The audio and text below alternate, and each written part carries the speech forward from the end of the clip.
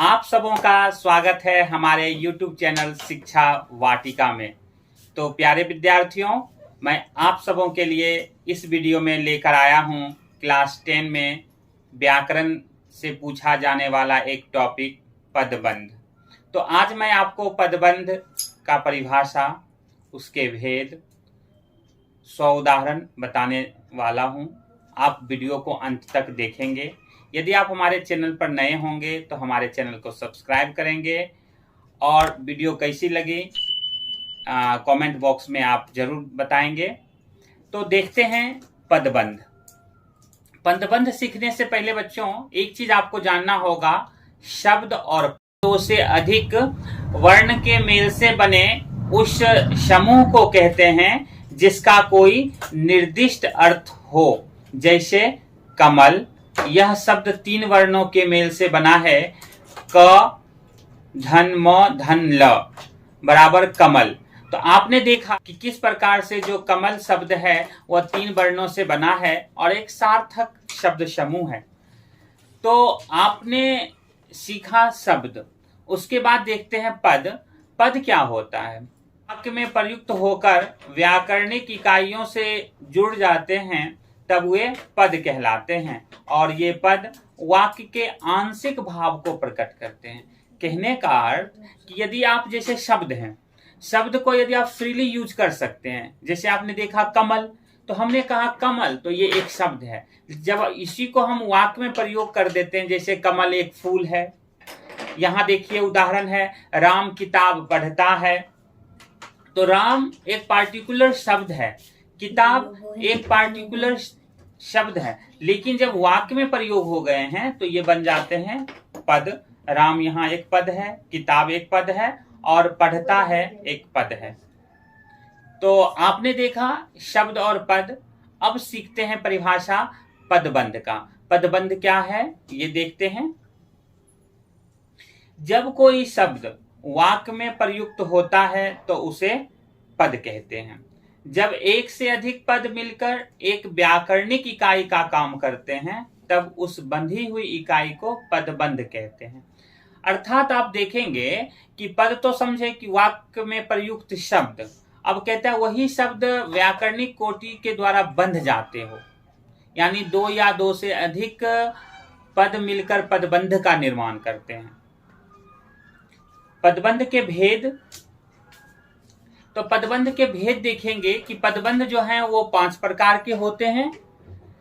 पदबंध के 5 प्रकार इस निम्न हैं: संज्ञा पदबंध, सर्वनाम पदबंध, विशेषण पदबंध, क्रिया विशेषण पदबंध और अव्यय पदबंध। देखिए, अव्यय पदबंध को कभी कभी क्रिया विशेषण पदबंध भी कहा जाता है। अलग अलग बुक में आप अलग अलग पढ़ेंगे तो घबराना नहीं है, मैं दोनों का आपको डिफिनीशन के द्वारा बताने की कोशिश करूंगा कि अव्यय पदबंध क्या है और क्रिया विशेषण पदबंध क्या है। तो सबसे पहले देखते हैं संज्ञा पदबंध। परिभाषा: जब किसी पदबंध के शीर्ष में संज्ञा पद हो तथा अन्य सभी पद उस पर आश्रित हों, उसे संज्ञा पदबंध कहते हैं। शीर्ष पर, तो देखते हैं ये शीर्ष पर क्या है, आप उदाहरण के द्वारा समझने का प्रयत्न करें। बच्चे गंगा नदी के किनारे तैर रहे हैं। दशरथ के पुत्र राम ने रावण का वध किया। कोहली सबसे अधिक रन बनाने वाला खिलाड़ी है। भारत से आए प्रधानमंत्री अजमेर पहुंचे। सामने के मकान में रहने वाली लड़की की शादी होगी। तो देखिए यहाँ जो 5 उदाहरण मैंने दिया, अब इस पर आप फोकस करेंगे पहला एग्जाम्पल पर कि बच्चे गंगा नदी के किनारे तैर रहे हैं। तो बच्चा गंगा नदी के नीचे देख लीजिए कि ये लाल रंग से मैंने हाईलाइटेड कर दिया है, बच्चे और गंगा नदी। तो यहाँ पर जो गंगा नदी है ये क्या है, तो आपका संज्ञा शब्द है।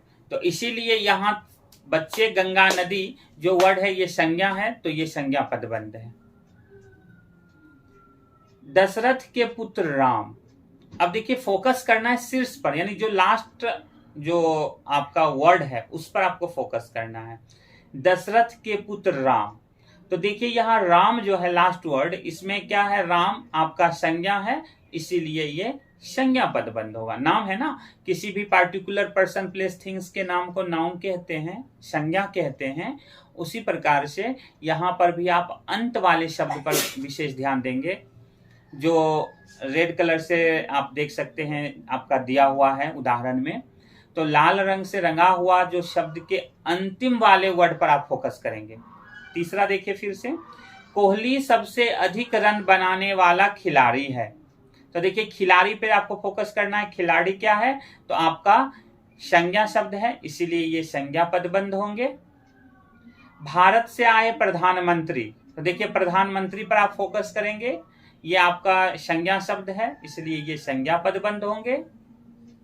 सामने के मकान में रहने वाली लड़की, आपको लड़की पे फोकस करना है, लड़की संज्ञा शब्द है, इसीलिए ये उदाहरण आपका संज्ञा पदबंध का होगा।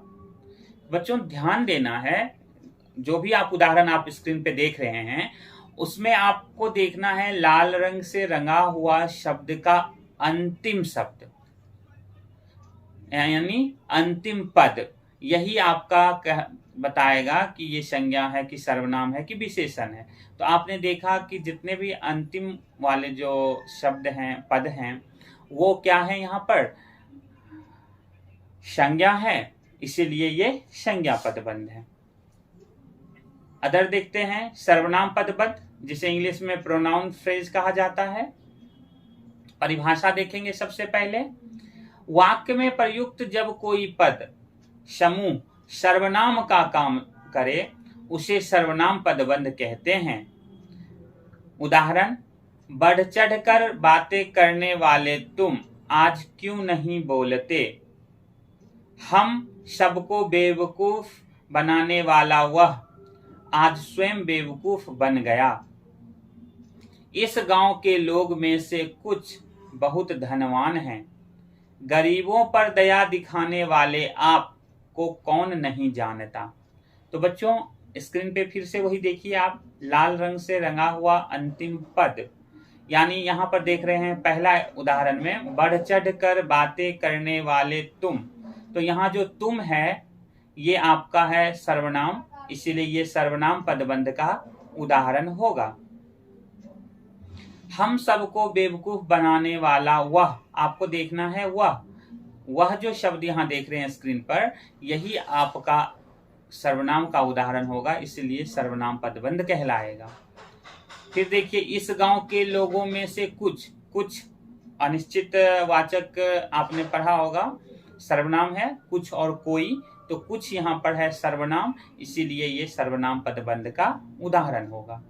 फिर देखते हैं चौथा एग्जाम्पल, गरीबों पर दया दिखाने वाले आप को कौन नहीं जानता।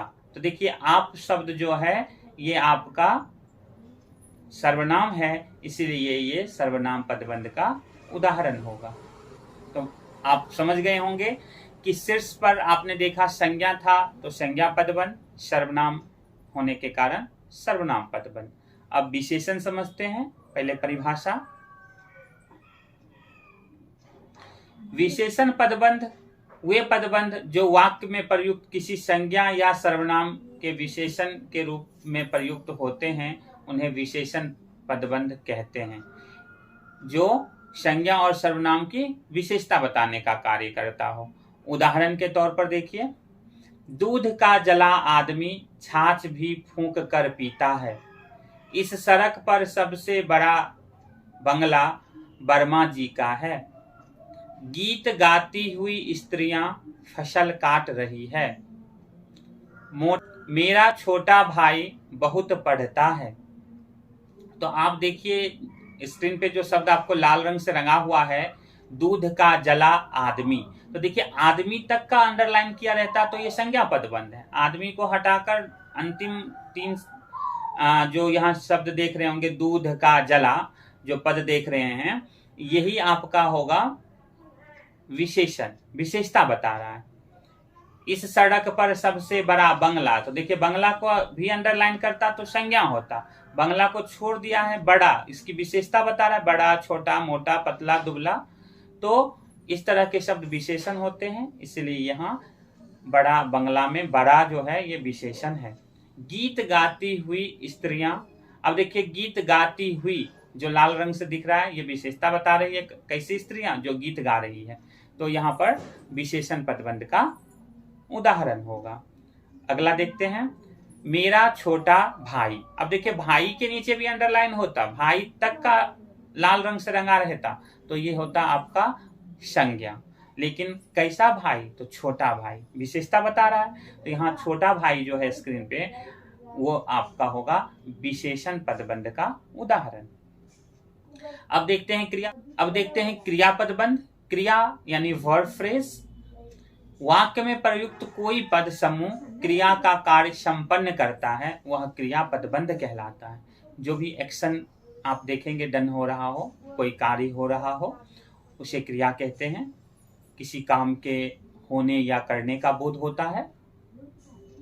क्रिया पदबंध वाक्य में प्रयुक्त मुख्य क्रिया एवं सहायक क्रिया के संयोग से बनता है। ये बात को मैंने नोट के रूप में डाल दिया है, ध्यान से देखेंगे कि जो क्रिया पदबंध होता है वो कह रहा है कि मुख्य क्रिया मेन वर्ब और हेल्पिंग वर्ब सहायक क्रिया जिसे कि ऑक्सिलरी वर्ब कहते हैं, उसके संयोग से बनता है। ये दोनों जुड़कर बनते हैं।